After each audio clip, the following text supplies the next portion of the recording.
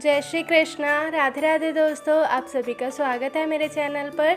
तो दोस्तों, आज की एकादशी का नाम पद्मा एकादशी है, जिसे कि परिवर्तनीय एकादशी भी बोलते हैं। तो आइए आज की एकादशी की व्रत कथा शुरू करते हैं। पहले जान लेते हैं उसका महत्व। युधिष्ठिर ने कहा, हे भगवान, आपने भाद्रपद कृष्ण एकादशी अर्थात अजा एकादशी का सविस्तार वर्णन सुनाया। अब आप कृपा करके मुझे भाद्रपद शुक्ल एकादशी का क्या नाम है, इसकी विधि तथा इसका महात्म्य कहिए।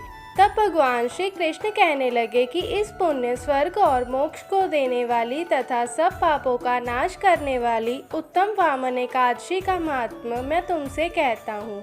आप इसे ध्यान पूर्वक सुने। यह भाद्रपद शुक्ल एकादशी को पद्मा एकादशी, परिवर्तनीय एकादशी, जयंती एकादशी, जल झूलनी एकादशी एवं वामन एकादशी भी कहते हैं। इस दिन यज्ञ से वाजपेयी यज्ञ का फल मिलता है। पापियों के पाप नाश करने के लिए इसे बढ़कर कोई और उपाय नहीं है। जो मनुष्य परिवर्तनीय एकादशी के दिन मेरे वामन रूप की पूजा करते हैं, उसे तीनों लोग पूज्य होते हैं। अंत मोक्ष की इच्छा करने वाले मनुष्य को इस व्रत को अवश्य करना चाहिए। जो कमल नयन भगवान का कमल से पूजा करते हैं, वे अवश्य भगवान के समीप जाते हैं। जिसने भाद्रपद शुक्ल एकादशी को व्रत और पूजन किया, उसने ब्रह्म विष्णु सहित तीनों लोकों का पूजन किया। अंत हरिवासर अर्थात एकादशी का व्रत अवश्य करना चाहिए।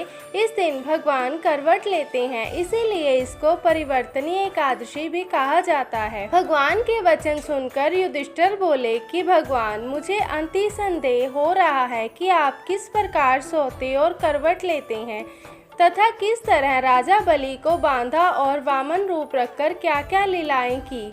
चातुर्मास के व्रत की क्या विधि है तथा आपके शयन करने पर मनुष्य का क्या कर्तव्य है, सो आप मुझसे विस्तार से बताइए। श्री कृष्ण कहने लगे कि हे राजन, अब आप सब पापों का नष्ट करने वाली कथा का श्रवण करें।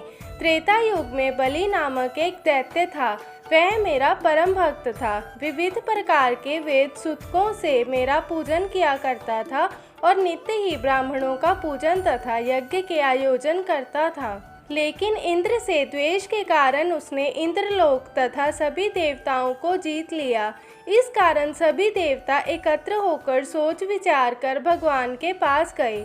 बृहस्पति सहित इंद्रादिक देवता प्रभु के निकट जाकर और नतमस्तक होकर वेद मंत्रों द्वारा भगवान का पूजन और स्तुति करने लगे। अंत मैंने वामन रूप धारण करके 5वां अवतार लिया और फिर अत्यंत तेजस्वी रूप से राजा बलि को जीत लिया। इतनी वार्ता सुनकर राजा युधिष्ठिर बोले कि हे जनार्दन, आपने वामन रूप धारण करके उस महाबली दैत्य को किस प्रकार जीता। श्री कृष्ण कहने लगे, मैंने वामन रूपधारी ब्रह्मचारी बलि से 3 पग भूमि की याचना करते हुए कहा, ये मुझको 3 लोक के समान है और हे राजन, यह तुमको अवश्य ही देनी होगी। राजा बलि ने इसे तुच्छ याचना समझकर 3 पग भूमि का संकल्प मुझको दे दिया और मैंने अपने त्रिविक्रम रूप को बढ़ाकर यहाँ तक कि भूलोक में पद, भूवलोक में जंघा, स्वर्गलोक में कमर, महालोक में पेट, जनलोक में हृदय, यमलोक में कंठ की स्थापना कर सत्यलोक में मुख, उसके ऊपर मस्तक स्थापित किया। सूर्य, चंद्रमा आदि सब ग्रह गण, योग, नक्षत्र, इंद्रादिक देवता और शेष आदि सब नाग गणों ने विविध प्रकार के वेद सूतकों से मेरी प्रार्थना की। तब मैंने राजा बलि का हाथ पकड़कर कहा कि हे राजन, एक पद से पृथ्वी, दूसरे से स्वर्गलोक पूर्ण हो गए, अब तीसरा पग कहाँ रखूं? तब बलि ने अपना सिर झुका लिया और मैंने अपना पैर उसके मस्तक पर रख दिया, जिससे मेरा वह भक्त पाताल को गया।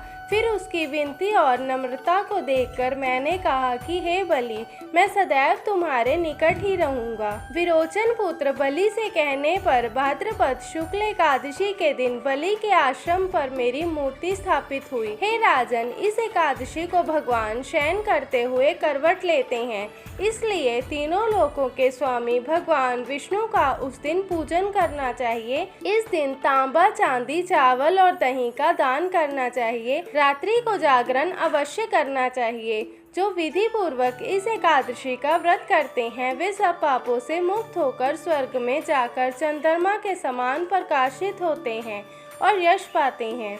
जो पाप नाशक इस एकादशी को पढ़ते या सुनते हैं उनको 1000 अश्वमेघ यज्ञ का फल प्राप्त होता है। तो दोस्तों, आज की एकादशी की कथा का विराम यहीं पर होता है। अगली एकादशी की कथा के लिए आप हमारे चैनल को सब्सक्राइब ज़रूर कीजिए और बेल आइकन प्रेस करना ना भूलें। जय श्री कृष्णा। राधे राधे दोस्तों, टेक केयर।